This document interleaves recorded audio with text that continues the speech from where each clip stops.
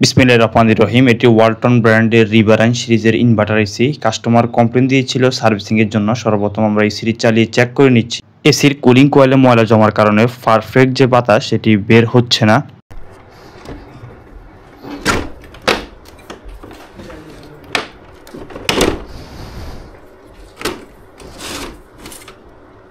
এসিটি installation করার পর থেকে একবারও জেট পাম্পের মাধ্যমে সার্ভিস নেননি। কুলিং কয়েলে ভালোই ময়লা জমেছে। পর্যায়ক্রমে এসির ইনডোর ইউনিটের যে কেসিং সেগুলো আমরা খুলে নেব। এটার ব্লোয়ারও মোটামুটি ভালোই ময়লা জমেছে, ময়লার পরিমাণ দেখতে পাচ্ছেন। কেসিং খোলার পর সার্ভিস যে কিট সেটা আমরা সেট করে নেই। সার্ভিস কিট লাগানো হয়ে গেলে প্রেসার ওয়াশার দিয়ে সুন্দর করে কুলিং যে কয়েল সেটা আমরা ক্লিন করে নিব। ব্লোয়ারটিও সুন্দর করে ক্লিন করে নিব। এসি যদি নিয়মিত সার্ভিস না নেওয়া হয় এতে করে কুলিং কয়েলের মধ্যে আস্তে আস্তে মরিচা সৃষ্টি হতে থাকে।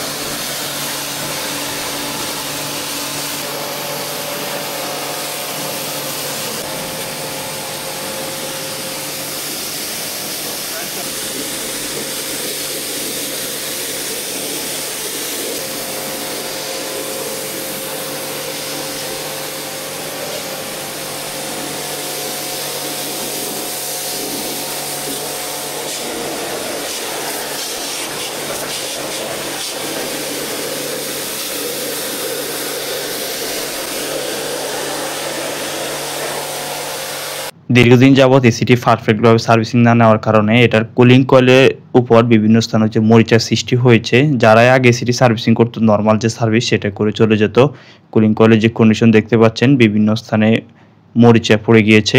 ব্লোয়ার যেটি এটা আমরা সুন্দরভাবে ক্লিন করে নেই। ক্লিন করার পর ব্লোয়ারের যে কন্ডিশন দেখতে পাচ্ছেন পুরো জকাজক দেখাচ্ছে।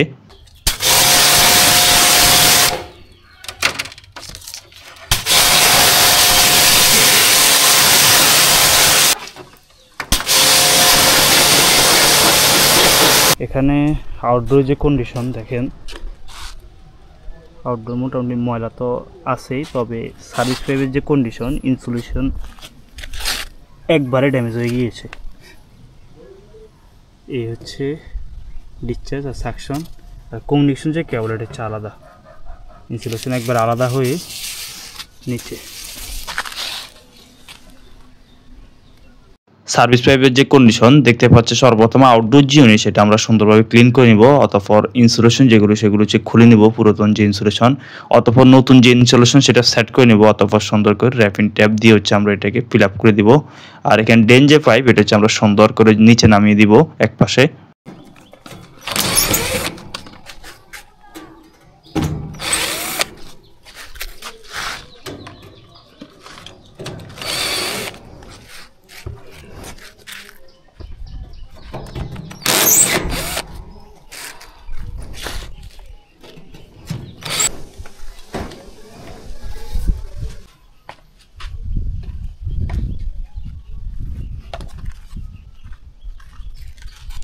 এসির আউটডোর ইউনিট ক্লিন করার সময় খেয়াল রাখতে হবে পিসিবিতে বা ইলেকট্রিক সাইডে যাতে পানি প্রবেশ না করে। এই বিষয়টি খুবই গুরুত্বপূর্ণ, না হয় পরবর্তীতে অনেক বড় ক্ষতি হয়ে যাবে।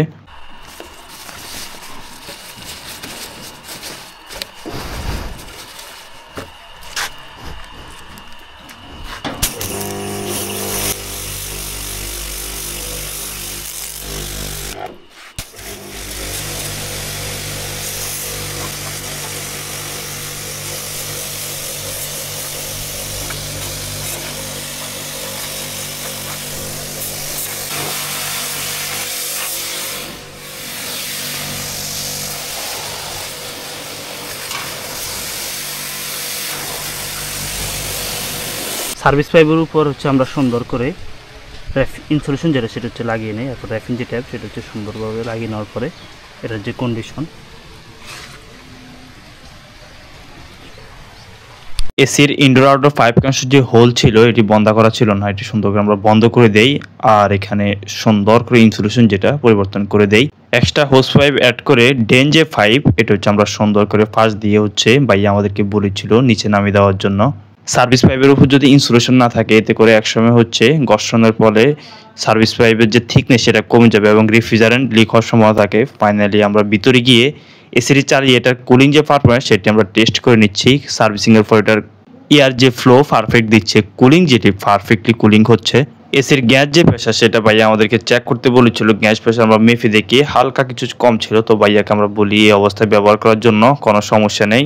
এসিটি ক্লিনিং এর পূর্বে আরো একটি এসির আমরা কাজ করেছিলাম। ওই এসিটার হচ্ছে সার্ভিস পাইপের যে ইনসুলেশন সেগুলো হচ্ছে ড্যামেজ হয়ে গিয়েছিল, সেগুলো হচ্ছে আমরা পরিবর্তন করে দিয়েছিলাম।